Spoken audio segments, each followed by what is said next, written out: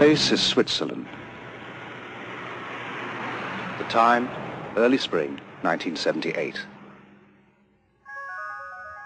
An unusual team of people makes its way to a secret rendezvous.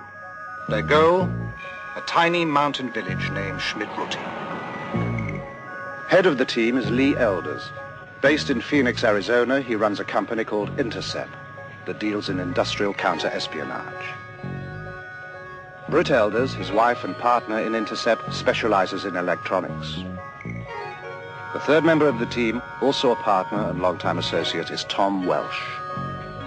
They were brought here by Wendell Stevens, retired Air Force colonel and for over 20 years one of the world's leading UFO investigators. Their mission? To check out one of the most remarkable UFO cases ever reported. One that has been called alternately too good to be true, the hoax of the century, or the start of a new age for humankind. Steve, how long has this case been going on? Since 1975. How many sightings or experiences has this man had? Well, he's had over 30 that I've heard of so far. What makes the case so special in your mind? Why bring us all the way up here from Arizona?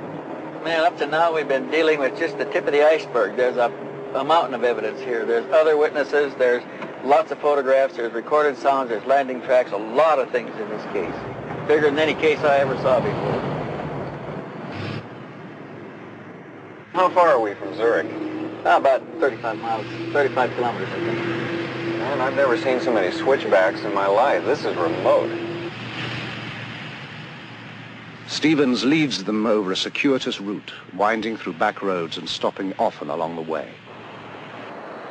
Why all the precautions? Well, I didn't want to tell you this before, but this man's been shot at. Shot at? Yeah, somebody's trying to kill him. Why?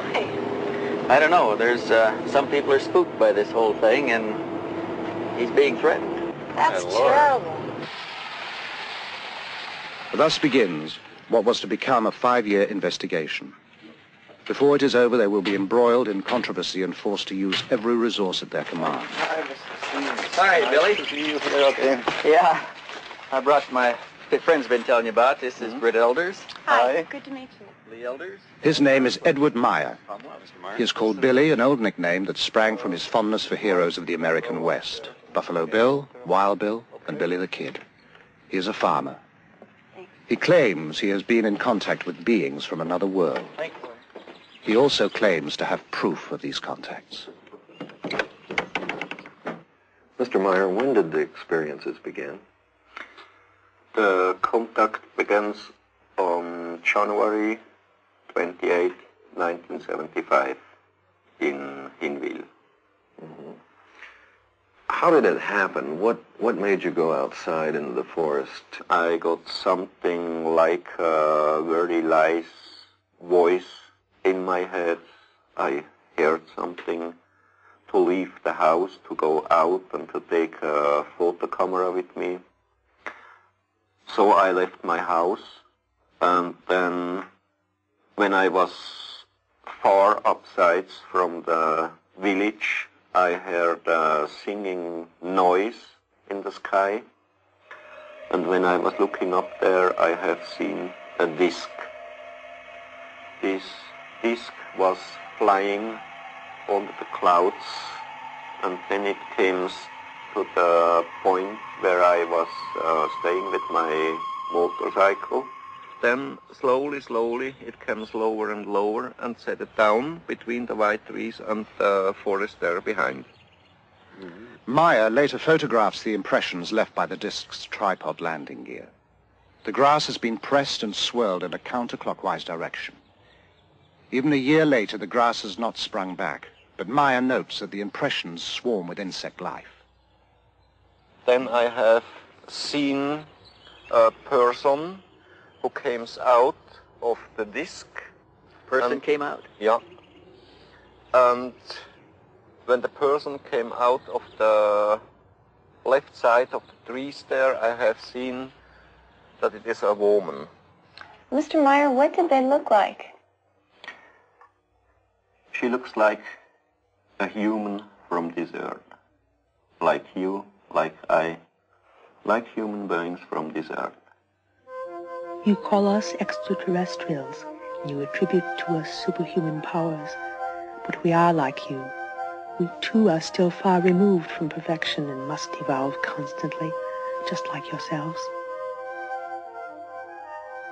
After the first words, we turned and was going to this tree here. You walked over here? Yeah. How tall was she, Billy?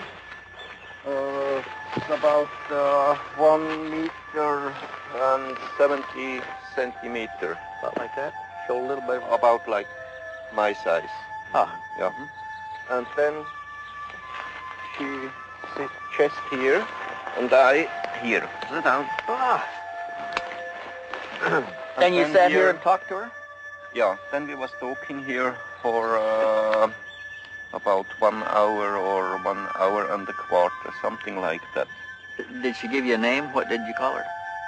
Yeah, she told me her name is Semyase. Semyase. Yeah. Billy, what kind of feeling did you have sitting here under this tree with a woman who just landed in a spacecraft?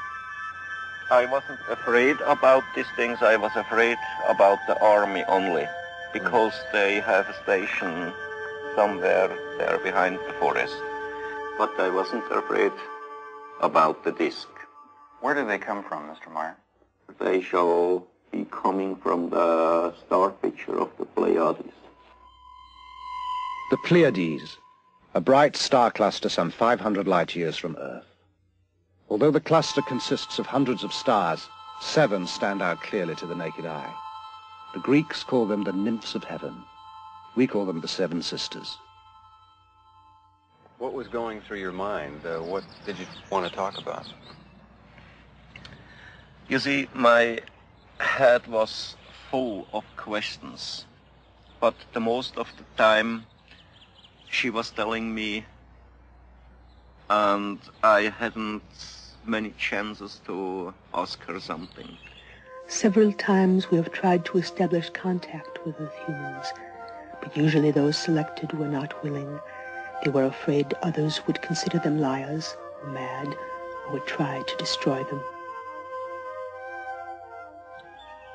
You see, the first she told me I shall get the most best pictures of UFOs, what's ever happened on Earth.